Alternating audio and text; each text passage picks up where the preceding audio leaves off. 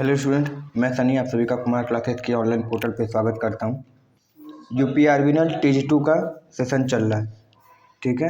यूपीआरबीनल TG2 के जितने भी प्रीवियस ईयर क्वेश्चन है उसको हम लोग देखते आ रहे हैं। उसी कड़ी का आज सेशन नंबर 4 है, ठीक है। तो सेशन लास्ट तक देखना है। अगर सेशन पसंद आए तो इसको लाइक कर देना है, शेयर कर देना और चैनल पर नया हो तो सब्सक्राइब कर लेना है, ठीक है।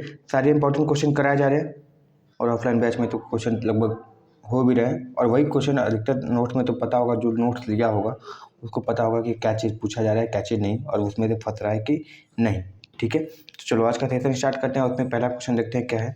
पूछा क्या है कि निम्न में से किस मोटर का रोटर बार स्वयं पर स्थायी रूप से शॉर्ट सर्किटेड होता है, ठीक है। रोटर बार की बात बोला, देखो रोटर वाइंडिंग नहीं है, बार यानी छड़ की बात बोल रहा है। और हमको पता है कि सर जी रोटर बार यानी छड़ केवल और केवल किस में प्रयोग होता है, स्क्वायर केज में प्रयोग होता है, जो एंड रिंग द्वारा शॉर्ट सर्किटेड होते हैं, सही है। एंड रिंग द्वारा शॉर्ट सर्किटेड होते हैं और बने किसके होते हैं, तो सर बने होते हैं ब्रास के बने होते हैं, ठीक है। तो ये सब चीज़ों को याद रखना है, ब्रास के बने होते हैं, सही है। चलो अगला क्वेश्चन देखते हैं कि एक 220 वोल्ट डीसी मोटर के आर्मेचर प्रतिरोध 0.75 ओम है। एक निश्चित लोड पर संचालित होने पर 20 एम्पीयर की आर्मेचर धारा कर्षित यानी इंड्यूस होती है। तो यदि ब्रश पर ड्रॉप नगण्य मान लिया जाए तो प्रेरित ईएमएफ क्या होगा। बात किसकी किया है, डीसी मोटर की बात किया। तो डीसी मोटर का फॉर्मूला क्या होता है कि जो वोल्टेज होता है, वोल्टेज V बराबर जो होता है EB यानी back EMF plus IA RA, यानी जो बैक ईएमएफ इंड्यूस हुआ है और IA यानी आर्मेचर रेजिस्टेंस में ड्रॉप है, उसको जोड़ दो तो हमारे किसके बराबर आ जाता है, सप्लाई वोल्टेज के बराबर आ जाता है। तो निकालना क्या है, बैक ईएमएफ। तो V की वैल्यू दी हुई है कितनी है, 220 वोल्ट दी हुई है। EB का मान निकालना है, IA दिया हुआ है 75/100 हो गया। और कितने एम्पीयर की धारा जा रही है, तो जी 20 एम्पीयर की। ये तो रेजिस्टेंस हो गया, ये वाला रेजिस्टेंस है और ये वाला वो है, क्या बोलते हैं, करंट है।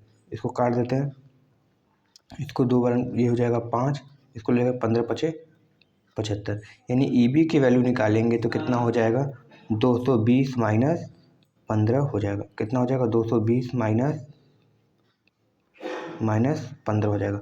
अब इसको सॉल्व करेंगे तो सब दिख रहा है हमारी क्या वैल्यू आ रही है, तो वैल्यू जो आ रही है वो है 205 वोल्ट है। कितनी है, 205 वोल्ट है, सही है। नेक्स्ट क्वेश्चन देखते हैं, क्वेश्चन नंबर 63। अर्धचालक का प्रतिरोध कैसा होता है। तुमको पता है कि एक 2 टाइप के प्रतिरोध होते हैं, टेम्परेचर के हिसाब से डिफाइन किया थे। एक होता है NTC एक होता है NTC, जिसको बोलते हैं नेगेटिव टेम्परेचर कोफिशिएंट, यानी टेम्परेचर बढ़ाओगे तो अगर टेम्परेचर बढ़ रहा है तो प्रतिरोध की वैल्यू यानी रेजिस्टेंस की वैल्यू घटती है। और इसके एग्जांपल देखें तो कितने भी होते हैं, जितने भी तुम्हारे सेमीकंडक्टर हो जाए, इंसुलेटर हो जाए, और जितने भी तुम्हारे इलेक्ट्रोलाइट हैं, परावैद्युत, वो सारे क्या आते हैं, इसी कैटेगरी में आते हैं। और PTC की बात करें, अगर PTC की बात करें तो यानी टेम्परेचर बढ़ाओ तो रेजिस्टेंस भी बढ़ता है। ये तुम्हारे कितने होते हैं, सारे जितने भी कंडक्टर हैं, जितने भी चालक हैं, यानी जितने भी कंडक्टर हैं वो सारे इस कैटेगरी में चले आते हैं। एक होता है जीरो टेम्परेचर कोफिशिएंट, जैसे मैग्नीन होता है, यानी उस पर टेम्परेचर का कोई इफेक्ट नहीं पड़ता, रेजिस्टेंस बढ़ता घटता नहीं है। तो दिखा है कि अर्धचालक है, तो अर्धचालक किस में आता है, तो हमको पता है अर्धचालक किस में आता है, NTC, यानी तापमान में करो तो प्रतिरोध का मान घटेगा, तापमान बढ़ाओगे तो प्रतिरोध का मान घटता है, यानी ऑप्शन C क्या हो जाएगा, सही हो जाएगा। नेक्स्ट क्वेश्चन देखो, ये तो इजी क्वेश्चन है। क्या पूछा है, एक स्लिप रिंग इंडक्शन मोटर है 50 हर्ट्ज की आपूर्ति से जुड़ा गया है, इतनी RPM पे है तो पोल की संख्या। तो हमको पता है एक तरह एक फार्मूला होता है, क्या, NS = 120 F/P। NS कितना दिया है सर जी, 290 है, 120 लिख देते हैं। फ्रिक्वेंसी कितनी है सर जी, 50 है। पोल की संख्या ज्ञात करनी, कुछ नहीं है, 1 0 से 1 0 उड़ा देते हैं, ठीक है। 290, कोई दिक्कत नहीं, देखो 290 हो गया। अब यहाँ पे अगर P की वैल्यू निकालेंगे तो P वैल्यू बराबर कितनी हो जाएगी, 120 × 5/29। अब देखो एक्चुअली क्या है, ये कितना आएगा, पॉइंट में आएगा। तो मान लो देखो आता है कि 18.5, मान लो 18.5 आ जाता है, या 19.7 समथिंग कुछ भी आ जाता है, तो क्या रखना आप पसंद करेंगे? तो कभी भी तो फ्रैक्शन में अंश में या भार में या फिर क्या क्या करें उसको, दशमलव में तो कभी पोल निकल नहीं सकते, कभी टुकड़ा पोल थोड़ी लगाओगे, या तो पूर्ण लगेगा ही नहीं। ऐसे आधी गाय जड़ गाय थोड़ी होती है तो पूरी गाय होती है ना। तो यहाँ पे तुम्हारा क्या आंसर सही हो जाएगा, तुम्हारा अप्रॉक्स इसके आएगा 20 के, तो तुम्हारे कितने हो जाएंगे? 20 हो जाएंगे। और कभी भी ऑड नंबर में नहीं लिखा जाता है पोल की संख्या, जैसे 17 लिख दिए, 15 लिख दिए, 13 लिख दिए, कभी नहीं, हमेशा इवन यानी सम संख्या में लिखा जाता है, विषम संख्या में नहीं। तो 15 तो एकदम नहीं होगा, ठीक है। 30 हो सकता है, 25 पे एकदम नहीं होगा, या तो 30 आएगा या 20 आएगा। अब देख लेना 20 के अप्रॉक्स होगा, इसलिए 20 आंसर सही हो जाएगा। सही है। चलो अगला क्वेश्चन। क्वेश्चन क्या है कि अल्टरनेटर के संदर्भ में आउटपुट धारा को स्टेटर पर निश्चित टर्मिनल के सीधे लोड सर्किट तक ले जाया जाता है, जिसमें इसे ब्रश कॉन्टैक्ट से होकर गुजरने की ज़रूरत नहीं होती। निम्न में से किसके कारण होता है? देखो क्या होता है, इसमें बोल रहा है कि कभी कभी क्वेश्चन पूछा क्या होता है, वो अल्टरनेटर का जो रोटर है, ठीक है, उसको स्थिर रखते हैं और स्टेटर को क्या करते हैं, रोटेटिंग करते हैं। यानी जो रोटर जो आर्मेचर है हमारा, उस पर जो फील्ड वाइंडिंग होती है, आर्मेचर पे हमारी क्या होती है, फील्ड वाइंडिंग होती है, और स्टेटर पे क्या होती है, आर्मेचर वाइंडिंग होती है। यानी स्टेटर क्या हुआ हमारा, रोटेटिंग हो गया, और जो आर्मेचर हमारा क्या हो गया, स्टेशनरी हो गया। ऐसा क्यों होता है? वो इसलिए होता है क्योंकि पहली कहानी वहाँ पे लेस इंसुलेशन की आवश्यकता पड़ती है, यानी कम से कम अर्धचालक यानी इंसुलेशन की आवश्यकता पड़ेगी, लेस इंसुलेशन, ठीक है। यानी हल्का फुल्का इंसुलेशन कर देंगे तब भी काम हो जाएगा। दूसरी, हाई स्पीड हम आसानी से गेन कर सकते हैं, ठीक है, हाई स्पीड आसानी से गेन कर सकते हैं, प्राप्त कर सकते हैं। और तीसरी ये है कि इसमें तुमको क्या होती है, फिर ब्रश कॉन्टैक्ट की आवश्यकता नहीं पड़ती, ब्रश कॉन्टैक्ट की आवश्यकता नहीं पड़ती। क्यों? क्योंकि सर जी वो स्थिर आर्मेचर होता है, ठीक है, और रोटेटिंग फील्ड होता है। ये चीज़ याद रखना। यही तुम्हारे सिंक्रोनस मोटर में भी होता है, अल्टरनेटर या सिंक्रोनस को जो भी बोले, बात एक ही है। सही है। चलो अगला देखते हैं क्वेश्चन। और इसमें याद रखना हमेशा क्या होता है, डीसी सप्लाई, स्थिर आर्मेचर है तो डीसी सप्लाई देते हैं, जिसको एक्साइटेशन बोलते हैं। देखो क्या बोला है कि यदि परिणाम इसका ट्रांसफॉर्मेशन रेशियो 3 है, तो ऑटो ट्रांसफार्मर और 2 वाइंडिंग वाले ट्रांसफार्मर के तांबे के वजनों का अनुपात कितना होगा? ठीक है, तो देखो सेम तुमको क्या करना है, same amount of power transfer करना है, same amount of power transfer करना है, याद रखना, same amount of power transfer करना है, ठीक है।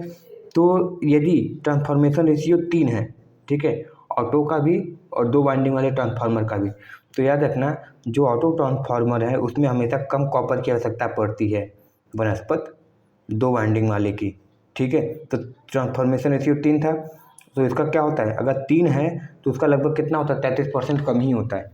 याद रखना हमेशा ऑटो ट्रांसफार्मर में क्या होता है, हमको लेस वाइंडिंग की आवश्यकता होती है, क्योंकि सिंगल फेज वाइंड एक ही कोर पे दोनों वाइंडिंग करते हैं और पावर ज़्यादा ट्रांसफ़र हो सकता है, क्योंकि इंडक्टिवली के साथ साथ इलेक्ट्रिकली भी पावर वहाँ पे, यानी विद्युत के साथ साथ चुंबकीय रूप से, दोनों रूप से ऑटो में हमारा क्या होता है, पावर ट्रांसफ़र होता है। इसलिए कॉपर की आवश्यकता कम पड़ती है ऑटो ट्रांसफार्मर में, इसलिए 2। और देखो 2 किसके लिए, सजी ऑटो, 2 वाइंडिंग वाले के लिए 3, क्योंकि इसकी तुलना में लगभग 33% क्या हो रही है, अधिक हमको उसकी आवश्यकता पड़ती है। किसकी? कॉपर की। अगर 3 फेज सॉरी ट्रांसफॉर्मेशन रेशियो 3 दिया हो तो, ठीक है, ये हिसाब होता है। चलो आगे देखते हैं। निम्न में से कौन सा मान, देखो सारे ही इजी क्वेश्चन है जी, ठीक है, और सारे ही पूछे जाते हैं, सारे तुमको पता है, कभी ना कभी इस एग्जाम में नहीं तो उस एग्जाम में नहीं तो इस एग्जाम में, ठीक है, इधर ही उधर करके पूछ रहे हैं, तो क्वेश्चन तो इजी है, ठीक है। और कराए यथासंभव जितना प्रयास हो रहा है सारे क्वेश्चन को डिस्कस करने का प्रयास और अच्छे से किया जाएगा। तो सेशन पसंद आया तो उसको लाइक करो, शेयर करो, और चैनल पर ना हो तो सब्सक्राइब जरूर कर लिया करो। देखो क्वेश्चन क्या बोला है कि निम्न में से वह कौन सा मान है जिसका फ्यूज एलिमेंट सामान्य रूप से ओवर हीटिंग या पिघले बिना वहन कर सकता है। यह फ्यूज होल्डर के कॉन्टैक्ट फ्यूज मटेरियल फ्यूज के परिवेशी तापमान की वृद्धि पर निर्भर करता है। तो हमको पता है जी क्या होता है, फ्यूज का एलिमेंट ही होता है ना, सॉरी क्या होता है, फ्यूज का एलिमेंट ही ऐसा होता है ना जो करंट रेटिंग पे निर्धारित करते हैं, जो बोलते हैं कि फ्यूज की रेटिंग किस में होती है, सर जी एम्पियर में होती है। क्यों? क्योंकि वो एम्पियर के हिसाब से हीटिंग इफेक्ट पे काम करता है, जितना अधिक करंट जाएगा उतना जल्दी वो पिघल सकता है।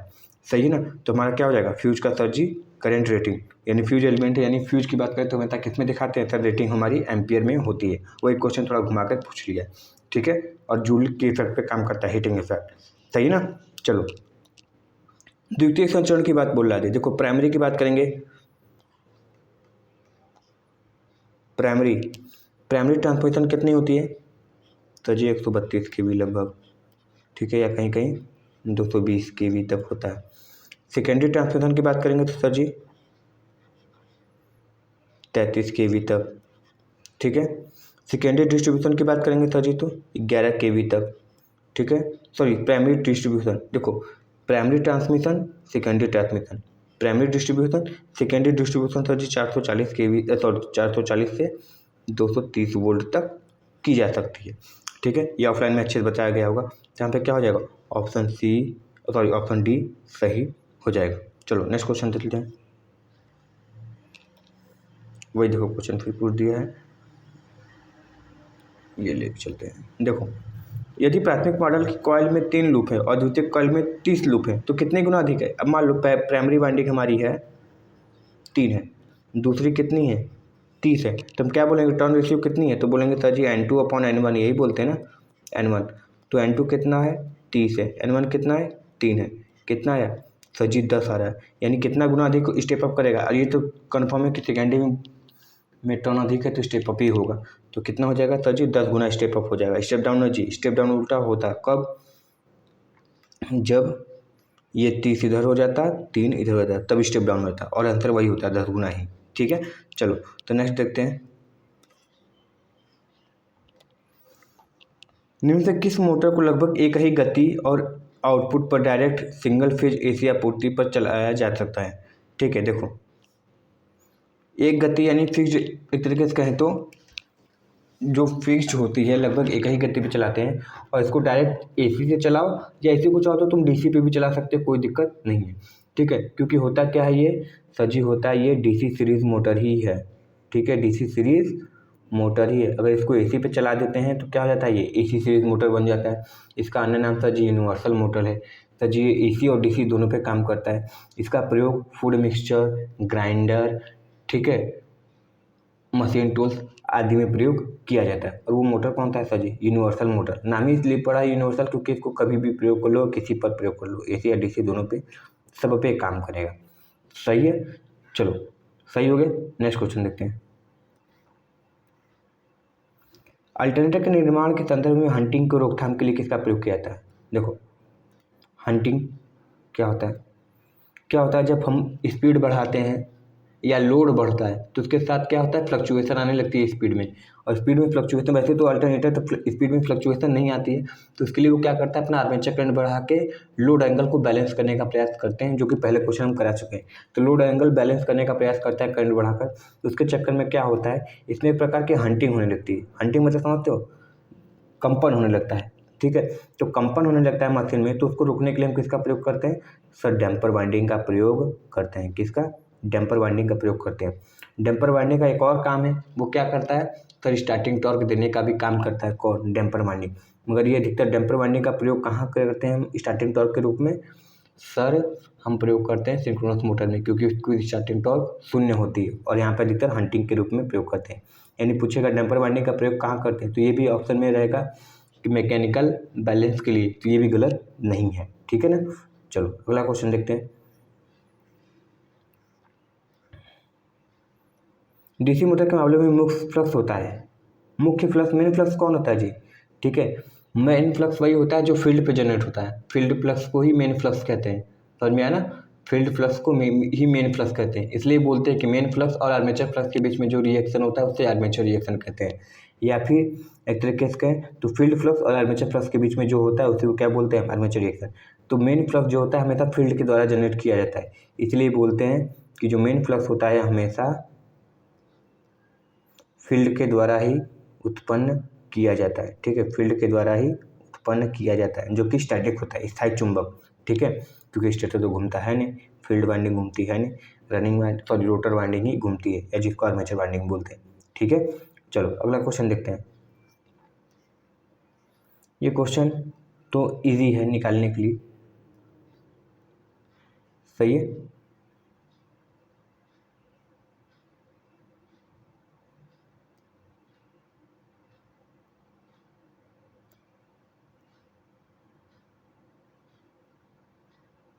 सही है। चलो देखो क्या बोल रहा है, एक क्वेश्चन दिया है और फिर बोल रहा है कि एक्स और वाई के बीच में प्रतिरोध, यानी इसके और इसके बीच में प्रतिरोध क्या है, इसको ज्ञात करो।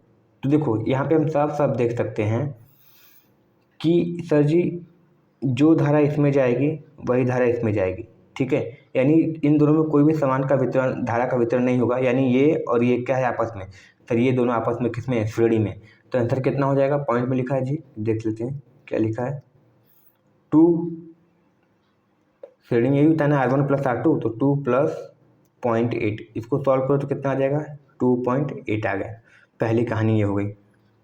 ये 0.5 जो है इसके साथ किसके है, पैरेलल है, क्योंकि देखो ये क्या है, इसको हटा के यहाँ पे चाहे तो यहाँ पे भी लगाए तो तुमको साफ साफ दिख रहा था जी, ये वाला और इसका जो तुल्यांक निकला है वो दोनों आपस में पैरेलल है। यानी ये कह सकते हैं कि 2.8 गुणे 0.5 अपॉन 2.8 + 0.5, ये किस में हो गया, इसका तुल्यांक निकल गया हमारा R इक्वलेंट, जिसको तुल्यांक बोलते हैं। R इक्वलेंट यहाँ पे निकल गया, ठीक है, R तुल्यांक निकल गया। अब देखो जब ये पूरा सॉल्व हो गया, जो वैल्यू आई है वो हमारी क्या है, ये है, यही वैल्यू जो निकलेगी वो पूरी वैल्यू है। इसके साथ ये जो है 5 ओम वो कैसे है, तो सर 5 ओम कैसे है हमारा, पैरेलल में लगा, सॉरी सीरीज में लगा हुआ है। तो क्या कर देंगे, ये जो R इक्वलेंट वाला निकाले हैं पहले वाला, उसमें 5 जोड़ देंगे। और याद रखना इसकी जो वैल्यू आएगी, ध्यान समझना क्या करना चाह रहे हैं, इसकी जो वैल्यू आएगी हमेशा किससे कम आएगी, छोटे वाले से भी कम आएगी। तो छोटा वाला कौन सा है सर, हमारा 0.5 है, छोटा वाला कौन है हमारा 0.5 है। तो 0.5 से भी कम वैल्यू आएगी ना, तो इसको देखो सॉल्व करने की जरूरत नहीं थी। अब इसके आगे देखो 0.5 से भी छोटी आनी चाहिए। 0.5 से छोटी यानी कितनी हो सकती है, मान लो 0.4 आ रहा है, ठीक है। अब ये 0.4 आ रहा है और ये 5 के साथ किसके साथ है, श्रेणी के साथ है, तो 0.4 + 5 कितना हो जाएगा, 5.4 ही समथिंग आएगा, ठीक है। यहाँ पे देखोगे तो तुम्हारा कितना हो जाएगा, 1.4 समथिंग आना चाहिए इसकी वैल्यू, जो कि गलत है। यहाँ पे भी देखो तो 2.4 जो कि गलत है, यहाँ पे 3.4 जो कि गलत है। तो 5.4 to 5 ही हमारा क्या हो जाएगा, यहाँ पे सही आंसर हो जाएगा, सही है। तो इस तरीके से भी देखा जाता है। चलो अगला क्वेश्चन देखते हैं, क्वेश्चन नंबर 74। वो वैद्युत मशीन कौन सी है जो विद्युत ऊर्जा को यांत्रिक ऊर्जा में, मोटर ही है ना, क्यों और कुछ हो सकता है, हम सप्लाई देते हैं ना, यानी इलेक्ट्रिकल एनर्जी देते हैं तब मोटर घूमता है ना। तो वही चीज़ है, सिंपल पूछा कि इलेक्ट्रिक मोटर ही क्या कहलाता है, हमारा ऐसा मोटर है, ऐसा मशीन है जो विद्युत ऊर्जा को यांत्रिक में, और यही हम उसकी बात कर लें जनरेटर की, तो क्या होता है, यांत्रिक ऊर्जा को विद्युत ऊर्जा में बदलता है, सही है। चलो अगला क्वेश्चन, अपने कार्य को संतोषजनक ढंग से करने के लिए सुरक्षा रिले में से क्या, कौन सा महत्वपूर्ण नहीं है, मतलब अच्छे से काम करे और उसके लिए क्या सबसे जरूरी चीज़ें नहीं है सुरक्षा रिले से, यानी जो प्रोटेक्शन रिले होता है। पहली कहानी, सरलता होनी चाहिए, एकदम सही है। तो किसी चीज़ को समझना आसानी से होना चाहिए, उसको ऑपरेट करना आसान होना चाहिए, ठीक है। क्या उसकी नीति है, मतलब किस तरीके से कैरेक्टर है, वो आसान होनी चाहिए। गति उच्च होनी चाहिए, झट से फॉल्ट हुआ नहीं कि सर्किट ट्रिप, ठीक है, हल्का सा भी फॉल्ट आया फट से सर्किट क्या हो जाए, ओपन हो जाए, कोई फॉल्ट ना हो। चयनात्मकता जिसको सेलेक्टिविटी बोलते हैं, ठीक है, यानी किस जगह पे फॉल्ट हुआ उसको सेंस करने की क्वालिटी अच्छी होनी चाहिए। ये देखो स्वचालन नहीं होना चाहिए जी, स्वचालन देखो बहुत बार लग रहा होगा बहुत लोगों को होना चाहिए, मगर ये नहीं होना चाहिए, स्वचालन नहीं होना चाहिए, ठीक है। एक बार रिले अपने से ऑफ हो जाए फिर अपने से ऑन नहीं होना चाहिए, ठीक है। जैसे रिले सर्किट फॉल्ट हुआ उसको ओपन कर दे, फिर अपने आप क्लोज नहीं होना चाहिए, ठीक है ना। फिर उसको हम लोग रिपेयर कर लें, फलाना ढिकाना कर लें, फिर उसको स्टार्ट करने के लिए अपने से करना चाहिए, ठीक है। ऑपरेट मतलब कट ऑफ कर दे रहा है अपने से बिजली को, सही है, मगर कट ऑन करने के लिए फिर जब ऑन करेंगे फ्यूज को, रिले को, जो भी चीज़ है, तो उसके लिए क्या करना चाहिए, हमारी इजाज़त की आवश्यकता हो, स्वचालन ना हो पाए, ठीक है। तो ये चीज़ क्या हो जाएगी, गलत हो जाएगी। बहुत लोगों को लगेगा हाँ सर जी सेल्फ वो होना चाहिए, तो सेल्फ नहीं होना चाहिए, सेल्फ ऑफ कर दे सही है, मगर ऑन करने के लिए हमारी इजाज़त एक बार मांगे जरूर, अपने से कुछ न करने लगे, सही है ना। चलो अगला क्वेश्चन, चुंबकीय विभव कैसी रहती है, चुंबकीय विभव यानी मैग्नेटिक मोटिव फोर्स, यानी एमएमएफ की बात करें तो देखो जैसे एमएमएफ है, चुंबकीय विभव उसी को बोलेंगे जी, मैग्नेटोमोटिव फोर्स की एक सिंपल भाग से हम बात करें तो वही है। और ईएमएफ, देखो ईएमएफ की बात करें तो वोल्टेज ही होता है, और ये हमारी कैसी होती है सर, ये स्केलर क्वांटिटी होती है, स्केलर मतलब अदिश राशि, यानी या तो इसमें दिशा होगा तो परिमाण नहीं होगा, परिमाण होगा तो दिशा नहीं होगा, ठीक है। उसी तरह ये है, जैसे ईएमएफ वैसे एमएमएफ, ये भी क्या होती है हमारी स्केलर क्वांटिटी होती है, यानी अदिश राशि होती है, सदिश राशि नहीं होती है, इसलिए ऑप्शन बी सही हो जाएगा, सही है। चलो अगला क्वेश्चन देखते हैं। यदि फील्ड वाइंडिंग द्वारा निर्मित मेन फ्लक्स, देखो फील्ड बोले ना, फील्ड वाइंडिंग द्वारा मेन फ्लक्स, फील्ड वाइंडिंग के द्वारा ही मेन फ्लक्स उत्पन्न किया था, उसकी दिशा को क्या कर दिया जाए, उत्क्रमित कर दिया जाए तो क्या हो जाएगा। सही बात है, ये तो क्वेश्चन पहले भी पढ़े हैं कि मोटर की दिशा बदलनी है या मशीन की दिशा बदलनी है तो मेन फ्लक्स या फिर रोटर फ्लक्स या जिसको आर्मेचर फ्लक्स बोलते हैं, इनमें से किसी एक की दिशा बदल दो। मतलब मेन वाइंडिंग या फिर आर्मेचर वाइंडिंग, इनमें से किन्हीं एक दिशा को भी बदल दो तो तुम्हारी घूमने की दिशा यानी रोटर यानी मोटर की घूमने की दिशा बदल जाएगी।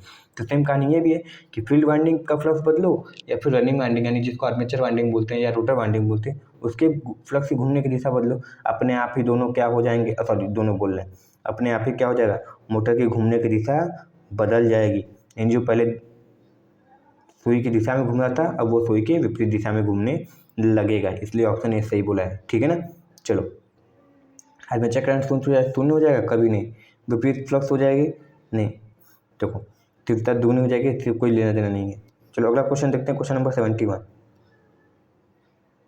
क्या बोला है कि आधुनिक कोयले से चलने वाले थर्मल पावर स्टेशन सहायकों को आपूर्ति करने के लिए अपनी बिजली का 10% भाग खपत करता है। यह किसको छोड़कर मुख्य रूप से निम्न सभी के लिए लागू होता है। देखो विंड वालों के लिए, देखो पहली कहानी देखो समझो, मान लो विंड पावर प्लांट की बात करते हैं, उसमें कभी भी क्या होता है, ईंधन को इधर से उधर ले जाने की ज़रूरत पड़ती ही नहीं है। ठीक है। दूसरा, जनरेटर के लिए मुख्य उत्तेजक एकदम नहीं, एक्साइटर के लिए भी कोई भी हमको परिवहन पे खर्चा नहीं करना पड़ता है। वाटर पंप एक तरीके से थर्मल भी मान लो तो क्या होता है, फ्री में मिलता है। ठीक है। तो वाटर पंप मान लो थर्मल मान लेते हैं, तो थर्मल में भी क्या होता है, हमको कोई भी ईंधन की आवश्यकता नहीं पड़ती। मगर यहाँ पे देखो किसमें खपन करनी पड़ती है सबसे अधिक, तो परिवहन में 10% का खतरा हमको, 10% का क्या होता है, हमको वो देना पड़ता है कॉस्ट, क्योंकि थोड़ा क्या हो जाता है, कॉस्टली हो जाता है। खासकर थर्मल पावर प्लांट की बात करें, क्योंकि कोयला क्या होता है, ट्रेन भर कर आता है, और समझ सकते हो कि कितनी लागत हो सकती है या कितना खर्च हो सकता है तो कोयला एक जगह से दूसरी जगह मंगाने पे। ठीक है। तो 10% कहाँ पे, परिवहन पे देना पड़ता है। पंप पे, वाटर पंप पे कोई खर्च नहीं होता है, उसके पंखों पे यानी जो ठंडा भी करता है तो उस पर कोई खर्च नहीं होता है। उस जनरेटर के मुख्य उत्तेजक पे भी कोई प्रभाव नहीं पड़ता। परिवहन में सबसे अधिक खर्चा होता है। ठीक है। ये चीज़ है, इसलिए बोलते हैं कि ऑपरेटिंग कॉस्ट सबसे ज़्यादा किसका होता है, तो थर्मल का होता है। क्वेश्चन नंबर 79, ये देखो टेक्निकल हेल्पर का सवाल है। टेक्निकल हेल्पर के मेंस का सवाल पूछा गया है। क्या पूछा है कि स्टैंडर्ड कंडक्टर के लिए वितरण प्रणाली के ओवरहेड लाइनों के संदर्भ में यदि n परतें यानी चालकों की संख्या है तो एकल तारों की कुल संख्या कितनी होगी। तो फॉर्मूला होता है 3n n+1 +1। इसको याद रखना क्योंकि इस समय फेवरेट है, ये टेक्निकल हेल्पर में भी पूछा गया सवाल है। कहाँ पे, टेक्निकल हेल्पर मेंस का जो एग्जाम हुआ था वहाँ पर भी पूछा गया सवाल है। सही है ना। तो ये क्या हो जाएगा हमारा, ऑप्शन 3 सही हो जाएगा। ऑप्शन 3n n+1 +1, जहाँ पे n क्या है, हमारे परतों की संख्या। सही है। चलो आज का लास्ट क्वेश्चन देखते हैं और इम्पोर्टेंट है, ध्यान से देखना। सर्किट ब्रेकर का आर्क प्रतिरोध निम्न से किस पैरामीटर पर निर्भर नहीं करता। ठीक है। देखो अनुप्रस्थ काट पे आर्क के बिल्कुल करता है, आयनन की कोटि करता है सर जी, आर्क की लंबाई करता है सर जी, चुंबक की कोटि नहीं, कोटि मतलब किस, मतलब एक तरह बोले कि क्या क्वालिटी है उस पर निर्भर उतना नहीं करता है, कोटि। ठीक है ना, ये चीज़ याद रखना, इस पर नहीं करता है।